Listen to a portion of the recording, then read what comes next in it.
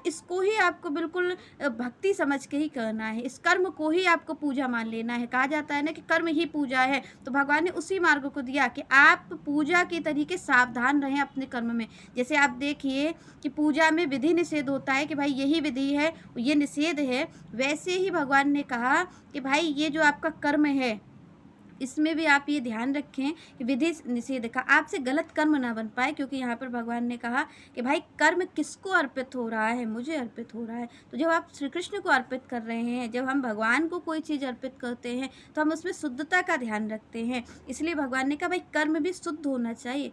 गलत भाव से गलत क्रिया अगर होगी तो भगवान कहते हैं ऐसी चीज़ मुझे अर्पित नहीं की जा सकती। और यहाँ पर भगवान ने कहा है कि आपको कर्मों को मुझे अर्पित करना है। तो श्री कृष्ण कहते हैं भाई जो भी अच्छा कार्य हो रहा है, आप अपना कर्म तो कर ही रहे हैं, उसे निस्वार्थ भाव से करिए। भगवान ने कहा फिर आप उसमें कुछ लेने की इच्छा मत करिए, सेवा भाव से करिए। इस बात को ध्यान रखिए कि सिया राम में सब जग जानी। यहाँ पर प्रत्येक जो व्यक्ति है वो भगवान का स्वरूप है। और भगवान ने कहा कि इस तरीके से आप जान करके और सबकी सेवा करें, सबकी सेवा की जाए और अपना निस्वार्थ भाव रखा जाए।